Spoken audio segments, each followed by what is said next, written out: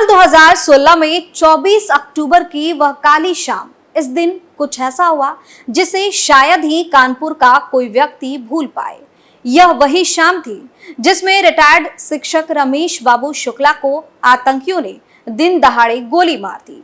आतंकियों ने इस वारदात को इसलिए अंजाम दिया था क्योंकि शिक्षक रमेश बाबू शुक्ला माथे पर तिलक लगाए थे और आतंकियों के सामने आ गए थे। इस वारदात को कानपुर के आपराधिक रिकॉर्ड में पहला टेस्ट मर्डर कहा गया है, जिसमें आईएसआईएस के आतंकी सीधे तौर पर शामिल थे। 7 साल पहले हुए इस वारदात में अब दोनों हत्यारोपियों को कड़ी सजा सुनाई गई है और इनको इनके किए की सजा मिल गई है। नमस्कार, आप देख रहे हैं कैपिटल टीवी उत्तर प्रदेश और मैं हूं आपके साथ दिव्या सिंह। इस खास प्रोग्राम पर्दाफाश में आपका स्वागत है। पर्दाफाश में पर्दा उठाएंगे आईएसआईएस के 2 आतंकी को मिले उनके गुनाहों की सजा से। तो चलिए शुरुआत करते हैं। एनआईए कोर्ट का मास्टर साहब मामले में बड़ा फैसला, दोनों आतंकियों को सुनाई गई फांसी की सजा। तिलक और कलावा देख टीचर को मारी थी गोली, घटना का वीडियो बनाकर भेजा था सीरिया। दरअसल कानपुर के रमेश बाबू शुक्ला को लोग उनके नाम से कम मास्टर साहब से ज्यादा जानते थे। रमेश जाजमऊ के आत्म प्रकाश ब्रह्मचारी जूनियर हाई स्कूल के प्रिंसिपल थे। काम से इतनी दिलचस्पी रखते थे कि रिटायरमेंट के बाद भी वह बच्चों को रोज पढ़ाने कॉलेज पहुंच जाते। लेकिन एक दिन कॉलेज से लौटते समय 2 आतंकियों ने उन पर गोली चलाई और मौत की नींद सुला दिया। इस खबर के बाद इलाके में हड़कंप मच गया। लेकिन आज वो दिन आ गया जब इन दोनों आतंकियों को इनके किए की सजा मिल गई। बता दें कि लखनऊ की एनआईए कोर्ट ने तिलक और कलावा देकर हत्या करने वाले आईएसआईएस के 2 आतंकियों को फांसी की सजा सुनाई है। इनके साथ ही दोषियों पर जुर्माना भी लगाया है। आतिफ मुजफ्फर और मोहम्मद फैजल खान ने कानपुर के जाजमऊ में रिटायर्ड शिक्षक रमेश बाबू शुक्ला की गोली मारकर हत्या कर दी थी। वही मीडिया रिपोर्ट्स के अनुसार राष्ट्रीय जांच एजेंसी यानी कि एनआईए की अदालत ने आतिफ और मोहम्मद फैजल को आईपीसी की धारा 302, 120 बी और यूएपीए की धारा 16 और 18 के तहत फांसी की सजा सुनाई है। इससे पहले कोर्ट ने 4 सितंबर 2023 को दोनों आतंकियों को दोषी ठहराया था। अब आपको पहले ये बताते हैं कि आईपीसी की धारा 302 और यूएपीए की धारा 16 और 18 आखिर है क्या? दरअसल यूएपीए यानी गैर कानूनी गतिविधियां अधिनियम वर्ष 1967 में लाए गए। इस कानून का मकसद है आतंकी गतिविधियों की प्रभावी रोकथाम करना। पिछले कुछ सालों में आतंकी गतिविधियों से संबंधी पोटा और टाडा सरीखे कानून तो खत्म कर दिए गए, लेकिन यूएपीए कायम रहा। अब तो ये पहले से ज्यादा सख्त और प्रभावशाली भी हो गया है। यूएपीए में धारा 18, 16, 19, 20, 38 और 39 के तहत केस दर्ज होता है। वहीं यूएपीए की धारा 16A के मुताबिक अगर आतंकी गतिविधि के दौरान किसी भी वजह से कोई मौत हो जाती है तो उसमें अधिकतम फांसी की सजा होगी या फिर आजीवन कारावास की सजा सुनाई जाती है। इसके साथ ही जुर्माना भी लगाया जाता है। वहीं धारा 18 संबंधित है आतंकवादी कृत्य करने या आतंकवादी गतिविधि की तैयारी का षड्यंत्र करने या उसके किए जाने का पक्ष पोषण करना, सलाह देना या उकसाना या फिर निर्देश देना। सजा है कारावास, जिसकी समय अवधि 5 वर्ष से कम नहीं होगी। आजीवन कारावास भी हो सकता है, जुर्माना भी लगेगा। इसके बाद भारतीय दंड संहिता की धारा 302 के अनुसार जो भी किसी व्यक्ति की हत्या करता है उसे मृत्यु दंड या आजीवन कारावास और साथ ही आर्थिक दंड से दंडित किया जाएगा। यह एक गैर जमानती संज्ञेय अपराध है और सत्र अदालत द्वारा विचारणीय है। वहीं रमेश बाबू हत्याकांड मामले में दोनों आतंकियों को फांसी की सजा सुना दी गई है।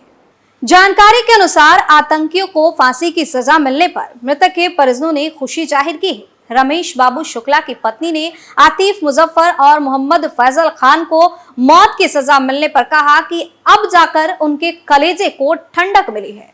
दोनों दोषी और मृतक कानपुर के रहने वाले। मीडिया रिपोर्ट के अनुसार एनआईए के विशेष वकील कौशल किशोर शर्मा ने कहा कि उन्होंने कोर्ट से दोनों आतंकियों के लिए मृत्यु दंड की मांग की थी। इसके लिए कोर्ट में दलील दी थी कि दोनों ने एक निर्दोष शिक्षक के हाथ में बंधे कलावा और माथे पर तिलक देकर हत्या की थी। उन्होंने आगे कहा कि जो अच्छा इंसान बनने की शिक्षा देता है उसकी हत्या कर जिहाद पर चर्चा का माहौल बनाया गया था। इन दोनों के अपराध रेयरिस्ट ऑफ रेयर की श्रेणी में आते हैं। इसके आधार पर कोर्ट ने उन्हें फांसी की सजा सुनाई है। वहीं इनका एक साथी मोहम्मद सैफुल्लाह उत्तर प्रदेश एटीएस के साथ मुठभेड़ में पहले ही मारा जा चुका है। बता दें कि केस लगभग 78 महीने तक चला। अभियोजन पक्ष की तरफ से कुल 29 गवाह पेश हुए थे। इन गवाहों में उत्तर प्रदेश सरकार में वर्तमान राज्य मंत्री असीम अरुण भी शामिल है। ट्रायल के दौरान असीम अरुण एटीएस के आईजी पद पर तैनात थे। हालांकि जांच एजेंसी ने कुल 64 गवाहों के बयान दर्ज करवाए थे। सबूत के तौर पर 61 दस्तावेज भी जमा हुए थे। कानपुर के चकेरी थाना क्षेत्र के विष्णुपुरी कॉलोनी में रहने वाले रमेश बाबू 24 अक्टूबर 2016 को कॉलेज से पढ़ाकर घर लौट रहे थे। रास्ते में खड़े दो युवकों ने उन्हें गोली मार दी। इस हमले में रमेश बाबू की मौके पर ही मौत हो गई। तब पुलिस ने अज्ञात हमलावरों पर एफआईआर दर्ज कर मामले की जांच शुरू की। हालांकि घटना के 7 माह बीत जाने पर भी हमलावरों का कुछ अता पता नहीं चला। लेकिन कानपुर में टीचर की हत्या की वारदात के बाद मध्य प्रदेश में एक बड़ी आतंकी घटना हुई। किसी ने नहीं सोचा था कि कानपुर में हुई हत्या की घटना का कनेक्शन दुर्दांत आतंकियों से जुड़ा है। दरअसल 7 मार्च 2017 को भोपाल उज्जैन पैसेंजर ट्रेन में जबड़ी रेलवे स्टेशन के पास बम धमाके हुए, जिसमें 2 दर्जन के करीब लोग बुरी तरह से जख्मी हो गए थे। जांच के दौरान उजागर हुआ कि ये एक आतंकी हमला है। इस बीच उत्तर प्रदेश एटीएस की लखनऊ में उज्जैन ट्रेन ब्लास्ट के साजिशकर्ता सैफुल्लाह से मुठभेड़ हो गई। मुठभेड़ में सैफुल्लाह मारा गया, पर उसके पास से बरामद हथियार चकेरी में रमेश बाबू की हत्या में प्रयोग हुए पाए गए। सैफुल्लाह केस की जांच में यूपी एटीएस के साथ एनआईए भी शामिल हो गई। एनआईए ने हथियारों के कनेक्शन जोड़ते हुए पहले फैजल और बाद में आतिफ को भी गिरफ्तार कर लिया, जिसके बाद पूछताछ में दोनों ने खुद को आईएसआईएस के खुरसान मॉड्यूल का सदस्य बताया। सैफुल्लाह भी इसी नेटवर्क से जुड़ा था। फैजल और आतिफ को आईएसआईएस के नेटवर्क से हथियार मिले थे। इन सभी ने भारत में जिहाद फैलाने की कसम भी खाई थी। इस हथियारों को चलाने की प्रैक्टिस वो नदी के किनारे किया करते थे। रमेश बाबू की हत्या करके दोनों ने हथियारों की टेस्टिंग की थी। इतना ही नहीं, इन दोनों आतंकियों ने एक बार लखनऊ के ऐशबाग में आईईडी ब्लास्ट का भी प्रयास किया था। हालांकि वो विस्फोटक फट नहीं पाया।